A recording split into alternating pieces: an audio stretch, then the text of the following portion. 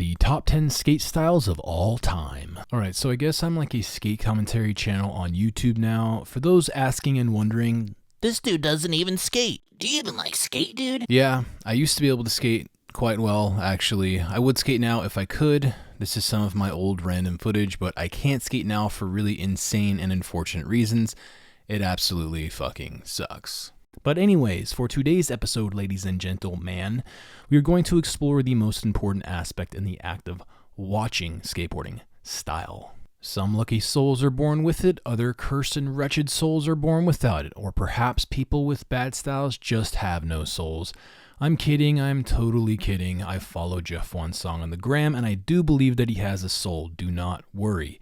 I appreciate all forms skating can take, no matter how grotesque and or beautiful. So for the top 10 street skateboard styles of all time, according to my own subjective bias, from growing up as a 90s skateboard child playing Tony Hawk on PlayStation 1, reading Transworld in my local grocery store, compulsively watching a 401 video magazine, and dreaming about what's in CCS and Rosa.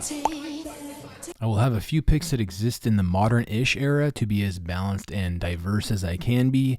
It was very, very difficult to narrow it down to 10 only, but I'm sure most of you will probably disagree with my picks, but whatever. These top 10 are in no particular order besides for a top number 1, which I will reveal at the end of the video. Anyone who can guess it correctly, congratulations.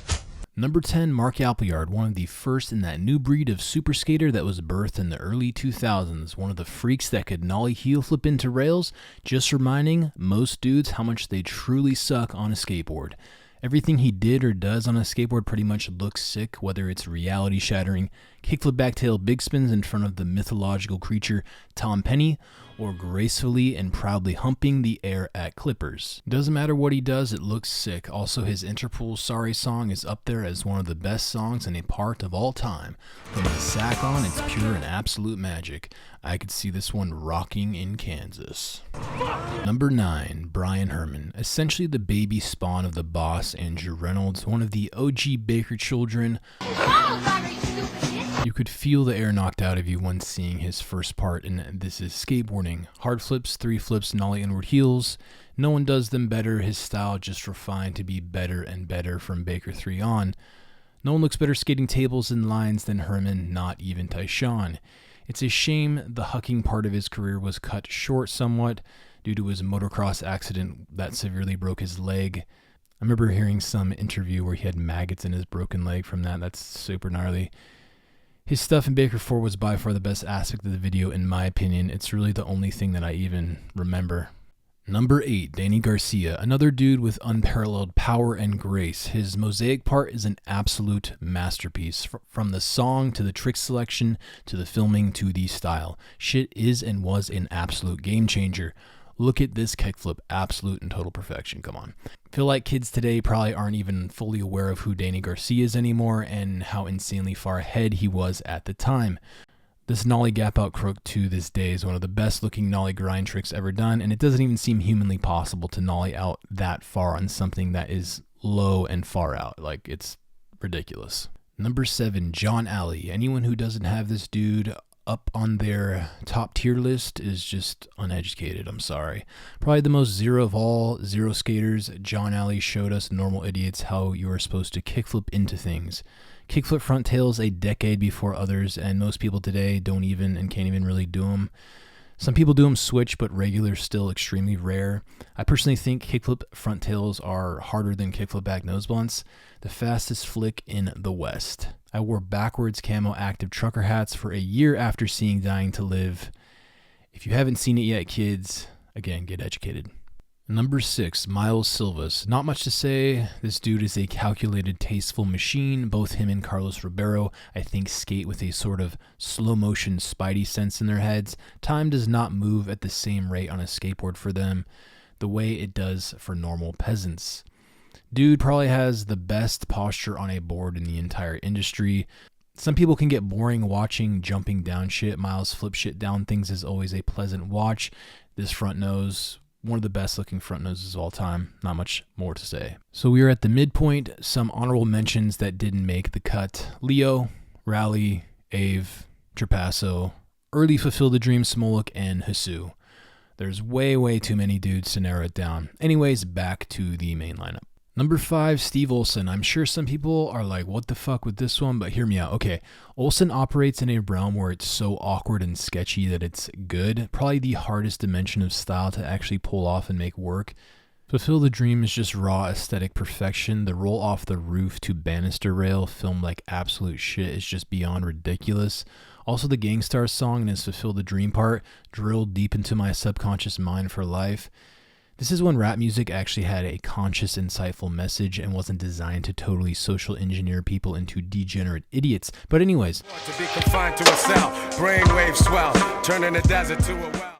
By the time his Guilty shit came out, it was just so ridiculous and over the top. It's just undeniably sick and unique. There will never ever be another style like Steve Olson. Number 4, Erik Ellington, another dude who falls into the category of not having a conventionally good-looking style necessarily, but just being sick in a way that's hard to pinpoint. Just something chaotic about the way Ellington looks on a skateboard. I think his entire skate career and aesthetic can be best exemplified with his big spin nose on Hubba Hideout in Misled Youth. This shit literally is like a layback front nose on the ledge. No one else could ever replicate that. Dude could pretty much wear any outfit and somehow make it look cool. Mumford called Ellington a peacock, and it is totally correct. Yes! Yes! Good. Now. Number 3, Nyjah Houston. No, I'm kidding. Even though Nyjah doesn't have a bad style at all, to the Nyjah hater kooks out there. But my actual number 3 goes to Arto Saari. No push lines that got millions of kids to start listening to the Smiths. Banger part in the best video of all time, Saari. When his footage would show up in early CKY videos or random 401s, it was always the sickest.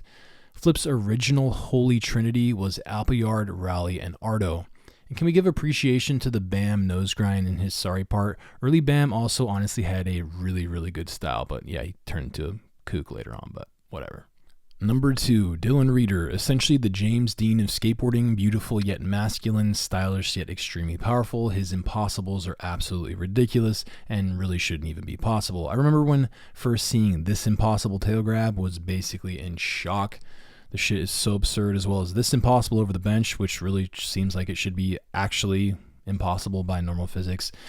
It really is a tragedy. His career was cut so short. His footage and style only ever got better with time. There is nothing more tragic than wasted youth, beauty, and talent. But Dylan did make his mark on the style and aesthetics of skateboarding on a legendary level. And number 1, the one true god of the Brunner twins, Heath Kirchart. The dude to this day is a mythological legend with maybe the perfect skate name. He hung up his hat when he could have just rode out being a professional for maybe the rest of his life. The dude never stopped progressing throughout his entire career and always looked good doing so. Get the fuck off the tree! Get out of here! I haven't said one word. Get out of here and stay out of here. I don't want you here. Okay. I don't want you here. Okay. Where do you want us? My theory is Sumner dyed his hair black to be more Heath-like, as did I as a dumb teenager. Alien Workshop Minefield is as good as anything he had done in his entire career. Kirchart doing the basics looks better than even the most advanced rail shit done by anyone else. That's just how it is. The dude paved the way for all modern rail street skating. I'm sure it comes as no surprise that Heath is my actual number 1 style pick. Congratulations.